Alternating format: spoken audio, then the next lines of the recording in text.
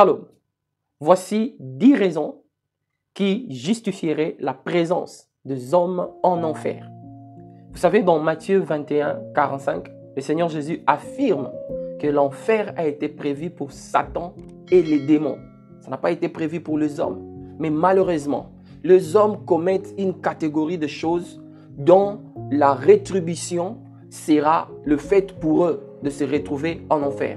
Installez-vous donc confortablement bien pour que nous puissions voir ces 10 raisons ou ces 10 causes. Allons-y rapidement. Voici la première cause. La première raison qui fera en sorte que les hommes se retrouvent en enfer, c'est le fait de rejeter Christ comme Seigneur et Sauveur. Les hommes sont prêts à accepter Christ comme le bébé. On voit cela dans les photos, dans les images. Un éternel bébé tout le temps dans les mains, dans les bras de... Cependant, les hommes ne sont pas prêts à s'arranger, à s'aligner pour regarder Christ comme Seigneur et Sauveur. La Bible nous certifie que la venue de Christ sur la terre était afin de reconnecter les hommes à Dieu, nous racheter du péché et de nous ramener à la maison.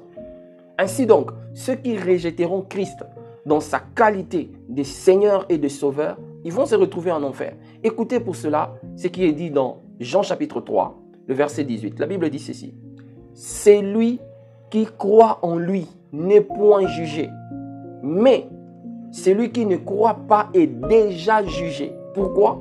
Parce qu'il n'a pas cru au Fils, parce qu'il n'a pas cru au nom du Fils unique de Dieu.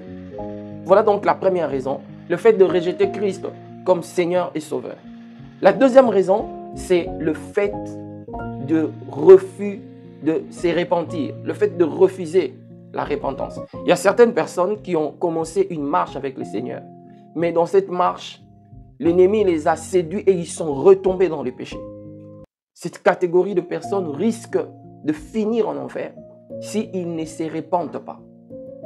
La seule chose qui fera en sorte que les hommes puissent finir loin de Dieu, c'est bien le péché. Ces 10 raisons que nous épluchons, ce ne sont que des ramifications, de formes, les différentes formes expressives du péché. Écoutez pour cela, pour cette deuxième raison, c'est que Luc rapporte, sortant de la bouche de Jésus. Je suis dans Luc 13, verset 3.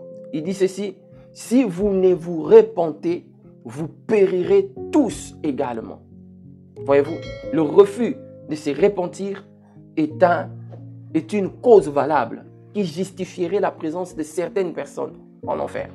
La troisième cause, c'est la pratique de l'immoralité et le péché.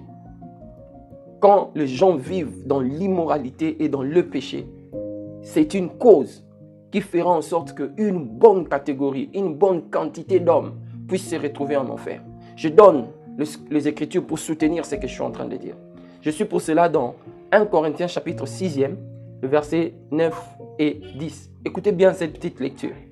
On dit ceci. « Ne savez-vous pas que les injustes n'hériteront pas du royaume de Dieu? Ne vous y trompez pas. Ni les impudiques, ni les idolâtres, ni les adultères, ni les efféminés, ni les infâmes, ni le voleur, ni le cupide, ni les ivrognes, ni les outrageux, ni les ravisseurs n'hériteront du royaume de Dieu. » La troisième raison, bien aimée, elle est claire. Quand vous vivez dans l'immoralité et dans la pratique du péché, vous vous excluez pour les ciels et vous ne vous retrouverez nulle part ailleurs que en enfer. Parce que la Bible promet que cette terre sera roulée comme un vieux manteau. Donc, l'ordre de choses dans lequel nous vivons aujourd'hui, à un moment donné, cet ordre cessera d'exister.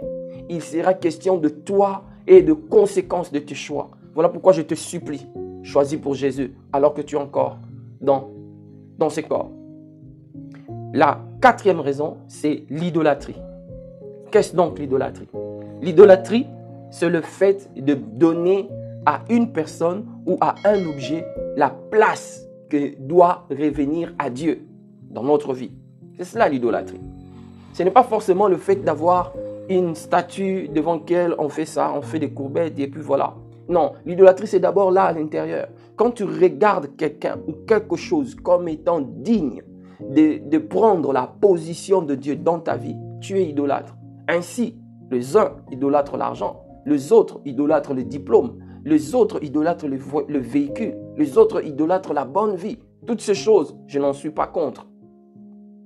Cependant, je ne voudrais jamais qu'une de ces choses puisse prendre la place de Dieu. Écoutez ce que le patriarche Moïse a dit en son temps. Nous sommes dans Exode 20, le verset 3, 4 et 5. Il dit ceci. « Tu n'auras pas d'autre Dieu devant ma face. Tu ne te feras point d'image taillée, ni de représentation quelconque de choses qui sont en haut dans les cieux, ceux qui sont en bas sur la terre et ceux qui sont dans les eaux plus bas que la terre. Tu ne te prosterneras point devant elles et tu ne le serviras point. » Voyez-vous, là c'est la 4e raison. La 5e raison, c'est la haine et le meurtre. Quand vous n'avez pas l'amour pour les autres, vous haïssez les autres. Quand vous tuez les humains, c'est une cause valable qui vous prépare une place en enfer. Ce n'est pas moi qui le dis. Je laisse encore une fois les témoignages de la parole prendre place dans cette vidéo. La Bible dit dans 1 Jean 3,15, on dit ceci. Quiconque hait son frère est un meurtrier. Et vous savez qu'aucun meurtrier n'a la vie éternelle demeurant en lui. Le fait de haïr, le fait de tuer, ça vous prépare une place en enfer. La 6e raison, c'est laquelle? La 6e raison qui expliquera la présence des hommes en enfer, c'est bien de fausses doctrines. Les doctrines des démons. Les doctrines des démons, c'est quoi? C'est ces doctrines où on met aujourd'hui l'homme au centre de tout. C'est l'homme qui a la possibilité d'attracter, d'attirer vers lui ce qu'il pense. C'est l'homme qui a la possibilité de vivre éternellement du fait qu'il est homme. C'est l'homme qui maîtrise la matière, l'énergie, tout ça. La doctrine des démons. J'ai entendu même des thèmes bizarres. Vous essayez d'écouter ces thèmes et chercher cela dans la Bible, vous aurez mal à la tête. La Bible dit ceci dans 2 Pierre, chapitre 2, le verset 1er. C'est l'apôtre Pierre qui parle. Il dit, « Il y a eu parmi le peuple de faux prophètes et il y aura de même parmi vous de faux docteurs qui introduiront de sectes pernicieuses et qui reniant le maître qui les a rachetés, attireront sur eux une ruine soudaine. » De sectes pernicieuses. Vous savez, nous sommes séduisables, bien-aimés.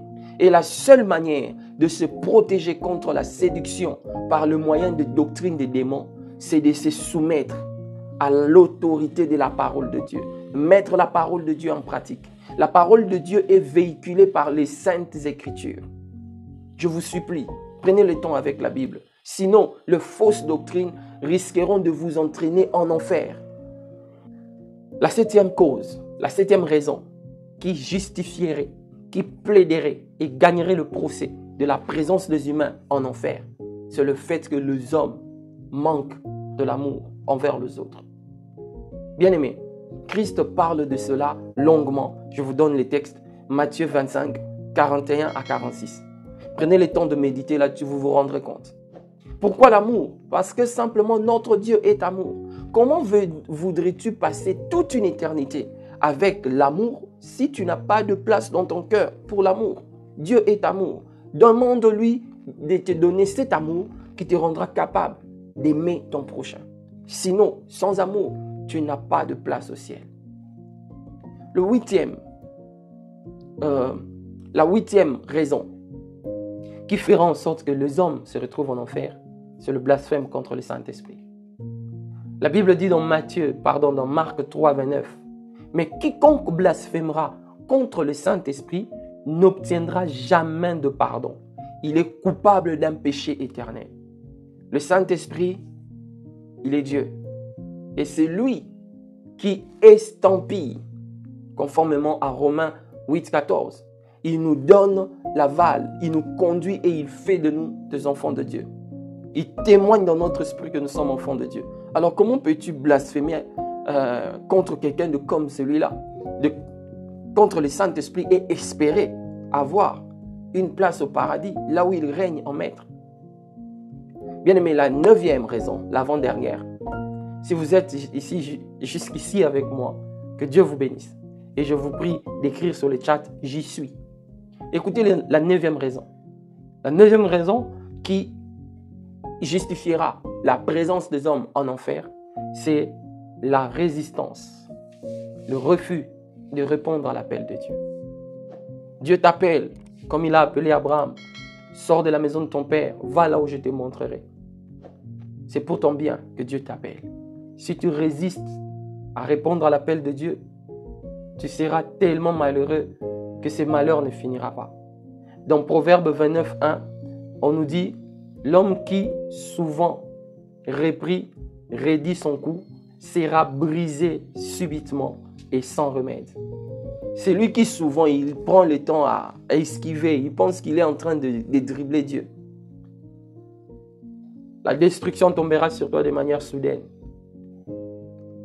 Et enfin, la 10e raison, c'est le refus de la grâce et du pardon divin. Il y a des gens qui ont refusé le pardon de Dieu. Il y a des gens qui bafouent la grâce. Il y a des gens qui foulent la grâce aux pieds. Je ne voudrais pas que cela soit le cas pour toi. Toutefois, ce n'est pas moi. C'est le Seigneur qui ne veut pas que cela continue à être ton cas. Il t'a cherché. Tu as tellement fui. Aujourd'hui, il te coince par cette vidéo. La Bible dit dans Hébreux 10, 26, « Car si nous péchons volontairement, après avoir reçu la connaissance de la vérité, il ne restera plus de sacrifice pour le péché. » Tu viens de connaître cette vérité en suivant cette vidéo. Tu veux encore vraiment échapper. Ne vois-tu pas que si tu échappes à cette vidéo, tu te placeras sous le coup de Dieu. Et si c'est Dieu qui te frappe, qui s'élèvera pour intercéder pour toi? Non, n'esquive pas. Je vais te proposer de faire une prière, une courte. Je te présente le Canevas, un modèle. Tu peux écouter, mettre pause à cette vidéo et répéter cette prière avec tes propres paroles. Prie, dis ceci avec moi. Seigneur Jésus, pardonne-moi. J'ai longtemps esquivé. J'ai longtemps fui. Je te prie de me pardonner. Fais de moi un enfant de Dieu. Je viens ratifier ta volonté de me sauver. J'accepte ton pardon. Prends ta place dans ma vie. Conduis-moi comme Seigneur et Sauveur. Amen. Pour vous qui avez fait cette prière avec simplicité et sincérité de cœur, le Seigneur vient de prendre place dans la barque de votre vie. Ne soyez plus distraits. Apprenez à l'écouter car il a commencé déjà à vous parler. Je vais vous demander 2 choses. La première, cherchez une église d'attache où on prêche la parole de Dieu. C'est la seule manière qui vous permettra de grandir dans cette nouvelle vie qui vient de commencer aujourd'hui. La deuxième, si vous jugez que nous pouvons vous être utiles, abonnez-vous sur cette chaîne. Cela nous permettra de rester en contact et par la grâce de Dieu, pourquoi pas parler et s'entraider aussi. Que le Seigneur vous bénisse et shalom chez vous.